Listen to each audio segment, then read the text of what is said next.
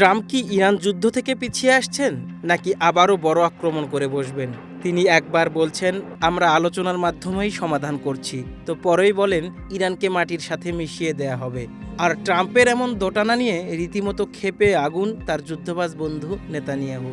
কারণ নেতানিয়াহু চান আলোচনার নামে ইরানকে সময় না দিয়ে আরও বড় পরিসরে ভয়ঙ্কর আক্রমণ করা হোক। ইরানকে ঘিরে এবার প্রকাশ্যেই সামনে এসেছে ট্রাম্প এবং নেতানিয়াহুর তীব্র মতবিরোধ। সিএনএনের তথ্য অনুযায়ী দুই নেতার সাম্প্রতিক ফোনালাপ ছিল অত্যন্ত উত্তেজনাপূর্ণ। কারণ যেখানে নেতানিয়াহু চাইছেন ইরানের বিরুদ্ধে দ্রুত ও বড় ধরনের সামরিক অভিযান, সেখানে ট্রাম্প আপাতত কূটনৈতিক সমাধানের পথ খোলা রাখতে চাইছেন। আর এই পার্থক্যই এখন মধ্যপ্রাচ্যের ভবিষ্যৎ রাজনীতির সবচেয়ে গুরুত্বপূর্ণ প্রশ্ন হয়ে উঠছে। প্রতিবেদন বলছে ট্রাম্প প্রশাসন ইরানের বিরুদ্ধে নতুন সামরিক অভিযানের পরিকল্পনাও করেছিল। এমনকি সম্ভাব্য অভিযানের নাম পর্যন্ত ঠিক করা হয়েছিল অপারেশন স্লেজহ্যামার। কিন্তু শেষ মুহূর্তে কাতার, সৌদি আরব এবং সংযুক্ত আরব আমিরাতের মতো উপসাগরীয় মিত্রদের অনুরোধে সেই হামলা স্থগিত করেন ট্রাম্প। আর এখানেই ক্ষুব্ধ হয়ে ওঠেন নেতানিয়াহু। ইসরায়েলের অবস্থান পরিষ্কার। তাদের মতে সময় যত যাবে ইরান ততই শক্তিশালী হবে, তাই এখনই সর্বোচ্চ চাপ ও সামরিক পদক্ষেপ দরকার। ফলে ফোনালাপে ট্রাম্পকে সরাসরি নিজের অসন্তোষ জানান নেতানিয়াহু। এমনকি পরিকল্পিত হামলা স্থগিত করাকে তিনি ভুল সিদ্ধান্ত বলেও উল্লেখ করেন। কিন্তু ট্রাম্পের অবস্থান এখনও অভিন্ন।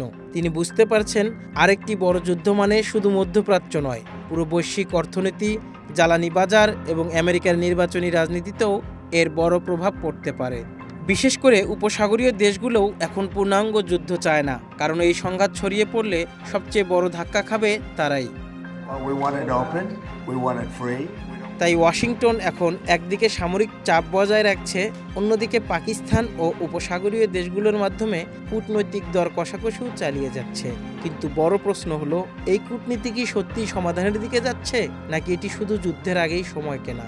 কারণ ইরান এখনও তাদের মূল অবস্থান থেকে সরে আসেনি। পারমাণবিক কর্মসূচি থেকে শুরু করে বিদেশে আটকে থাকা সম্পদ, সব ইস্যুতেই তেহরানের অবস্থান আগের মতোই কঠোর। অন্যদিকে ট্রাম্পও স্পষ্ট করে দিয়েছেন প্রয়োজনে সামরিক বিকল্প এখনও টেবিলে রয়েছে। সব মিলিয়ে পরিস্থিতি এখন এমন এক পর্যায়ে পৌঁছেছে যেখানে প্রকাশ্যে মিত্র হলেও ইরান ইস্যুতে ট্রাম্প ও নেতানিয়াহু যেন দুই ভিন্ন পথে হাঁটছেন। একজন চাইছেন চুক্তি, আরেকজন চাইছেন চূড়ান্ত আঘাত। আর এই দ্বন্দ্বই হয়তো ঠিক করে দেবে মধ্যপ্রাচ্য সামনে শান্তির দিকে যাবে নাকি আরও বড় যুদ্ধের দিকে।